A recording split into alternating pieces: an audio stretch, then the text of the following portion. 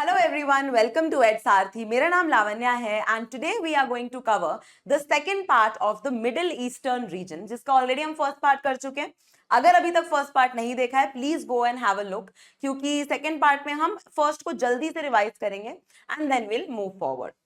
तो ये सारी चीजें जो हैं इराक, ईरान, छाबहार, ये सारा कुछ हम कवर कर चुके हैं and these are the things that we are going to cover today. ठीक. सो अगर आपको इस सेशन की पीडीएफ चाहिए, या तो देखो दो चीजें कर सकते हो, या तो पीडीएफ डाउनलोड कर सकते हो और उसे रिवाइज कर सकते हो, या खुद से नोट्स बना सकते हो. ठीक, तो पीडीएफ पोर्टल पे मिल जाएगी, not to worry about that. तो ये अपना मिडिल ईस्टर्न रीजन है, यू ऑल नो. एंड अगर सबसे पहले इराक की बात करूं तो इराक की नेबरिंग कंट्रीज का हमने निमोनिक बनाया था जैक सिट. इसमें ए को स्मॉल कर देना. सो ए से कोई कंट्री नहीं है एज सच, तो जे के सिट है बेसिकली, तो इसको ए को स्मॉल कर देना. एंड उसके बाद हमने इराक का ये भी देखा था कि कैसे यूफ्रेट्स और टिग्रिस के बीच में एंशियंट मेसोपोटामियन जो सिविलाइजेशन थी वो बसाई गई थी. Then we moved on to Iran. Iran के निमोनिक्स नहीं दिए थे, ऑल्दो आप में से कई लोगों ने काफी निमोनिक्स सजेस्ट किए हैं. So these are the countries which are bordering Iran: Azerbaijan, Armenia, Turkmenistan, Pakistan, Afghanistan, Iraq and Turkey. ठीक है, काफी सारी कंट्रीज हैं. Then we moved to Chabahar port. अब छाबहार पोर्ट में हमने क्या देखा कि छाबहार पोर्ट है, यहाँ पे ग्वादर है पाकिस्तान में, and towards the western side of Chabahar आपको बंदर अब्बास भी मिल जाएगा, बंदर अब्बास जो अपना पोर्ट है. ठीक है. देन व्हाट डिड वी सी, ये जल्दी जल्दी हम बस आगे बढ़ रहे हैं इसको लेके. सीरिया को लेकर हमने डिस्कस किया था कि सीरिया में क्या क्या रिसेंट चीजें हुई हैं apart from the civil war. So इसका जो हमने निमोनिक बनाया था वो था लिजित, कि अगर सीरिया की औरतों को लिजित पापड़ का एग्जाम्पल मिल जाए तो they can also get empowered. Then we talked about Kurdistan और कर्दिस्तान. कौन कौन सी कंट्रीज में कर्दिस्तान बनाना चाह रहे हैं, कौन सी कंट्री से हटा के. So Turkey is there, Syria is there, your Iraq वाला area is also there and Iran is also there. ठीक है, चलिए. Then what did we discuss, ये जल्दी से हम रिवाइज कर लेंगे. पैलेस्टीन हमने रिवाइज कर लिया. एंड नेबरिंग कंट्रीज पैलेस्टीन की इजिप्ट, जॉर्डन, इजराइल. इजिप्ट क्यों आएगा यहाँ पे, क्योंकि the Gaza strip is being claimed by Palestine. Then Israel, Lebanon, इनका जो पैक्ट हुआ है इसके चलते दोनों साथ में न्यूज में है. बाकी Israel is has always remain important. And Israel की नेबरिंग कंट्रीज को याद करने का जो तरीका है वो सेल्फ नहीं है, सेल्ज है. ठीक, SELJ. चलो. So after doing all that, let's now start with part 2.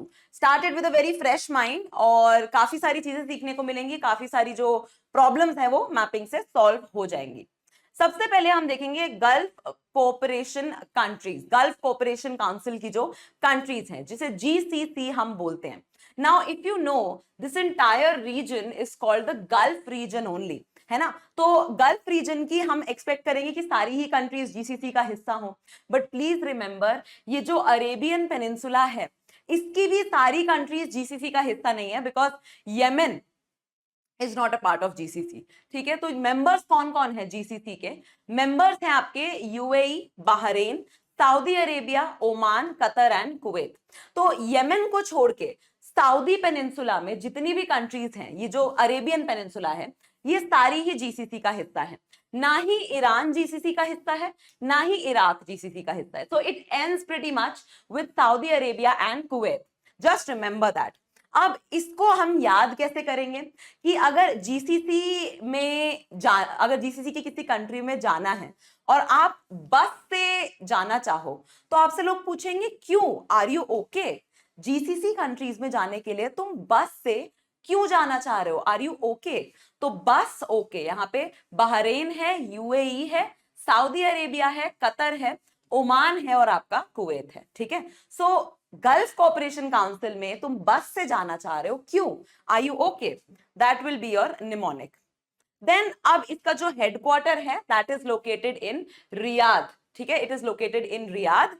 And ये इंपॉर्टेंट इसीलिए भी है because all of these are oil rich countries. There is a lot of oil, there is a lot of mineral resources over here, and due to the mineral resources there is a lot of accumulated wealth, बहुत ज्यादा accumulated wealth है इस region में जो कि अब oil से निकल रहे. So all these areas are actually moving away from oil as a source of income and oil as a source of wealth to other things. Like if you talk about Dubai, so it is getting so developed by the day. Infrastructure के मामले में Dubai is one of the most developed nations of the world. So now these countries are actually spending their decades of saved petroleum revenues on infrastructure overall. So these are one of the most fastest developing economies. India से भी बहुत लोग यहाँ पर migrate करते हैं to have better incomes and then they send in remittances. So GCC is always going to remain important. Now there's this question, let's see. क्या question है? With reference to the Gulf Cooperation Council, consider the following statements. The council's main headquarter is located in Doha. दोहा कहाँ है? Qatar में है ना? तो क्या दोहा में है उसका headquarter? Charter of GCC was signed on 25th May 1981, formally establishing the institution. And Iran is a member of the GCC. So for a fact you know कि अभी हमने पढ़ा है कि दोहा is not the headquarter. The headquarter is Riyadh in Saudi. So first गलत हो गया. Second one you don't know, but third one is wrong because Iran, Iraq दोनों ही इसका हिस्सा नहीं है. So elimination के method से you will be reaching at 2 only, and 2 only is the correct answer for this one. ठीक है, तो 1981 में GCC का formally formation हो गया था. Now let's talk about the Marib region. तो ये यमन है आपका, और यमन का जो कैपिटल है वो है सना, और सना के ईस्टर्न साइड पे अगर आप देखोगे तो आपको दिखेगा मरीब. तो ये मरीब रीजन थोड़ा न्यूज में रहा है. पहले यमन की ओवरऑल ज्योग्राफी समझो. ये क्या है? रेड सी है. रेड सी की स्पेशलिटी क्या है मुझे बताओ? It separates the Asian and the African continent, right? So Red Sea as you can see Yemen से टच करता है. इसी के साथ साथ यहां पर गल्फ ऑफ आडेन है. रेड सी जो कि अरेबियन सी में खुलता है वो किस गल्फ से खुलता है? गल्फ ऑफ एडेन या फिर आदेन, जो भी आप बोलना चाहें. तो अगर आपको ऑप्शंस में कभी आता है कि Yemen touches the Persian gulf, वो गलत हो जाएगा. Oman will be near the Persian Gulf. Yemen will be near the Red Sea. It's on the western side of Saudi Arabia. So Marib region क्यों न्यूज में है? Yemeni forces backed by the United Arab Emirates are continuing a push in the Yemen's energy producing Marib region against the Houthis. So Houthis are the rebel groups of this Yemen country, है ना? Rebel groups हैं, जैसे हर देश में कुछ groups होते हैं जो वहां पे इंसर्जेंसी फैलाना चाहते हैं, है ना? इंसर्जेंसी फैलाना चाहते हैं. तो ऐसे ही हाउथीज जो हैं वो यमन के इंसर्जेंट ग्रुप्स हैं. Despite warnings by the Iran align movement of further attacks on the UAE. So there is a problem in Yemen of the Houthi rebels, और उसमें UAE जो है वो यमन की सरकार की थोड़ी मदद कर रहा है, and that is why the Marib region has been in news. So what you have to understand is that Marib is in Yemen. This much you should know, क्योंकि conflict region है ये. चलो, Yemen shares its question time. Yemen shares its border with Red Sea, United Arab Emirates, Gulf of Aden, Saudi Arabia and Oman.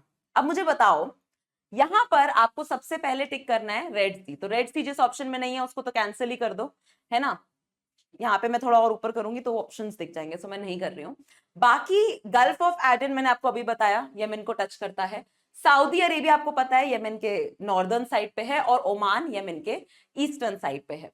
जो United Arab Emirates है, although news में Yemen के साथ वो है, but it is towards the eastern side of Oman, northeastern side of Oman, and that is why here UAE would have to be eliminated, and the answer here would be 1, 3, 4 and 5. I hope it is clear and easy. Now, Marib, recently seen in the news, is in which country? Iran, Afghanistan, Yemen, Lebanon. तो honestly बताओ, अगर आपने ये question, ये map नहीं देखा होता तो आप दो कंट्रीज में तो पक्का शायद कंफ्यूज होते, वो है यमन और लेबनन, है कि नहीं? तो आंसर इसका यमन है. मरीब रीजन यमन में है, please remember that.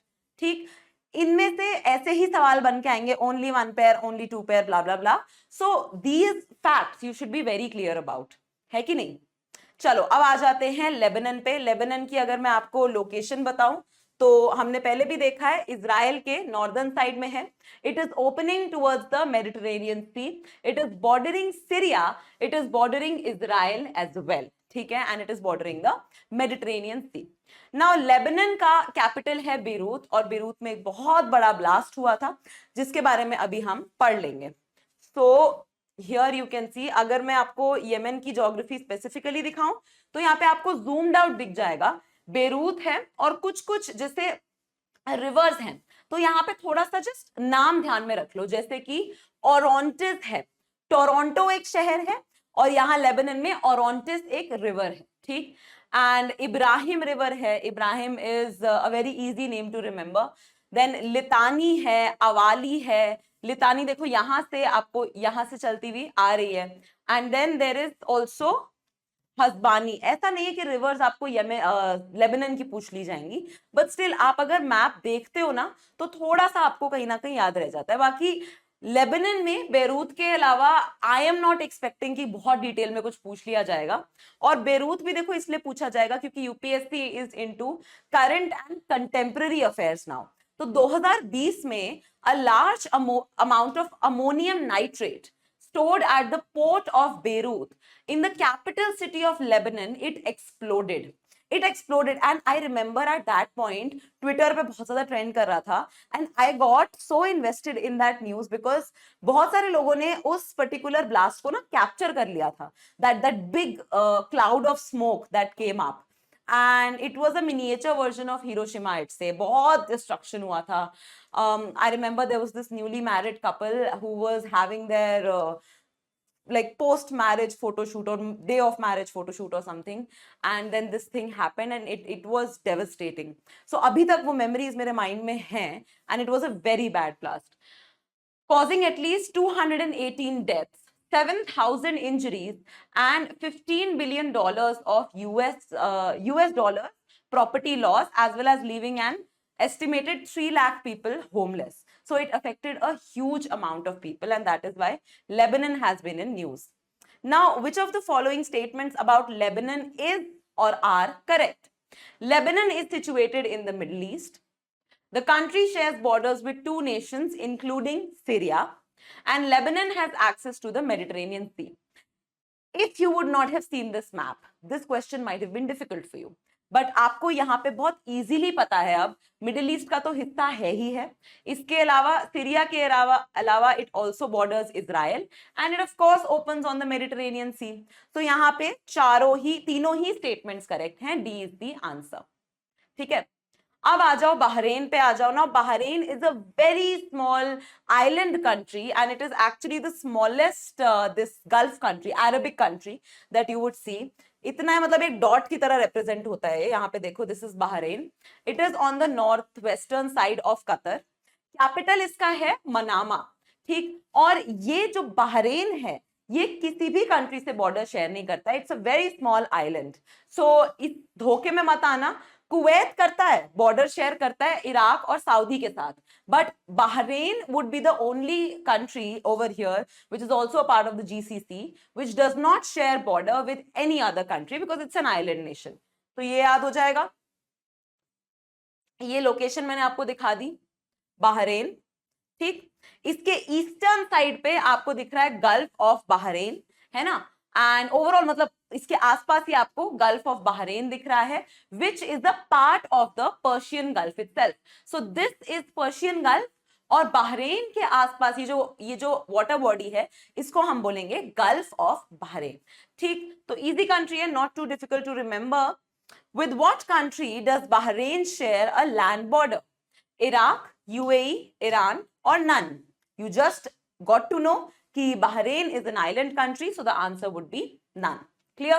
Then Bahrain is located in the body of water between Iran and Saudi Arabia. Which sea is this?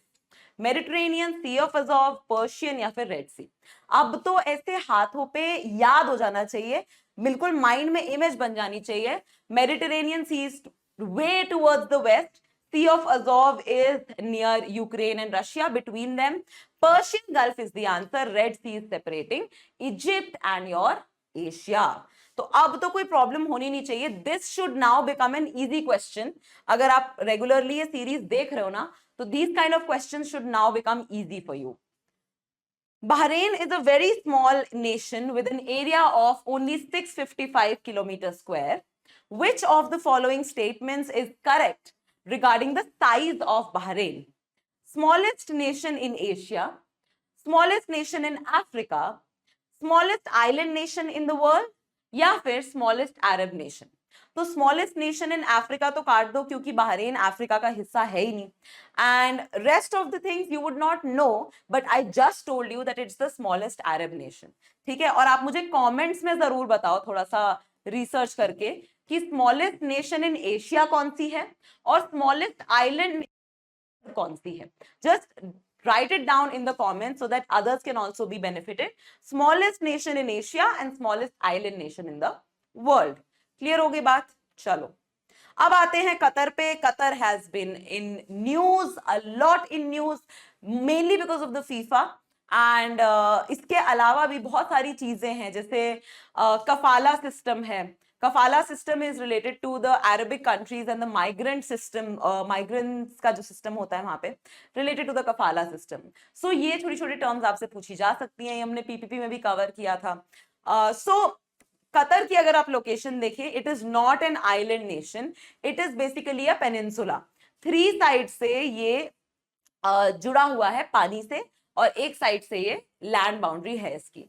So the United Arab Emirates and Qatar are moving towards restoring diplomatic ties and reopening embassies. So UAE and Qatar were at loggerheads. उन्होंने एक दूसरे के देशों में अपनी जो embassies थी वो बंद कर दी थी. And just over 2 years after lifting of a blockade on Qatar that encapsulated bitter political discord. तो ये problem थी. Saudi Arabia is the only neighboring country that Qatar has. Very fast developing country and very wide income disparity also, है ना. जो लोग अमीर हैं वो ज्यादा अमीर होते जा रहे हैं. They have a lot of accumulated wealth and there is a lot of poverty also. That's why there were a lot of protests also, है ना, जब फीफा यहाँ पर रखा गया था. चलो, so with an area of about 11,600 square kilometers, Qatar is one of the smallest nations on earth. Which nation located to its south is the only country to border Qatar? Super easy question. Bahrain, UAE, Saudi, Iran. It is Saudi. ठीक है जी. Then, since the nation of Qatar is a peninsula, that means it is surrounded on 3 sides by water. What body of water that borders 8 countries in total forms most of the territorial boundaries of Qatar? This also is a very easy question. Red Sea cancel हो गया, Arabian सी आपका cancel हो गया. Confuse नहीं होना है. Qatar is surrounded by the Persian gulf, है ना. गल्फ ऑफ अकाबा कैंसिल हो गया, Persian gulf is the answer. Easy question. So we are done with the Middle Eastern part of our series as well. बहुत important reason हमने cover कर लिया है. First part में दोबारा रिपीट कर रही हूँ, नहीं देखा है देखो उसको. यूरोप वाली सीरीज नहीं देखी है तो देखो उसको, because all these lectures are going to solve a lot of problems for you. And if you are preparing for 2024 UPSC and you want to start off your preparation, kick off your preparation and finish your preparation with a schedule, you can join our Atmanirbhar 2024 batch. The starting day is 1st May. ठीक है, तो हमारे पास जो हमारा foundation, basically आत्मनिर्भर हमारा foundation batch है, तो इसमें आपको 0 to N तक ले जाने की जो रिस्पॉन्सिबिलिटी है वो हमारी है. You have no background in any subject that UPSC asks and we will provide you everything. I'll be taking polity over there. आपको वीकली शेड्यूल एंड असाइनमेंट्स मिलेंगे, प्रीलिम्स टेस्ट सीरीज मिलेगी, 500 hours of basic prelims content, and this will be added up with 200 plus hours of mains enrichment content as well. Doubt resolving sessions होंगे which I'll be taking for polity and respective faculties will be taking for their subjects. Live answer writing sessions होंगे 40 plus, which is the best part that you can ask for. क्यों? क्योंकि आपको live हम बैठा के answer writing कराएंगे in the live session. ठीक है, कोई होमवर्क नहीं होगा, आपके आंसर्स आप खुद ही लिखोगे. And then mentorship sessions would be happening on a regular basis. Mostly they happen on a weekly basis or earlier than that as well. ठीक है, इसके अलावा अगर 2023 की तैयारी कर रहे हो प्रीलिम्स आने वाला है, तो कंवल सर का जो ancient medieval art and culture का कोर्स है वो लॉन्च हो चुका है एंड क्लासेस हैव स्टार्टेड. अगर आप इसको परचेज करते हो you will be getting access to the modern history module as well, और आपका हिस्ट्री का पोर्शन पूरा का पूरा कवर हो जाएगा. You can get 10% off on this very affordable course by using this ANT10 code. ठीक है, so that's what I wanted to tell you, I wanted to help you with. अगर इसमें से किसी भी चीज की नीड है please go for it and या I will see you in the next mapping class, है ना. नोट्स बनाते रहो वरना पीडीएफ को रिवाइज करते रहो, अदरवाइज ये सारी जो हमारी मेहनत है ना ये पानी में चली जाएगी if you will not be able to answer basic mapping questions in the examination. So all the best to all of you. I will see you all in the next class. Bye bye.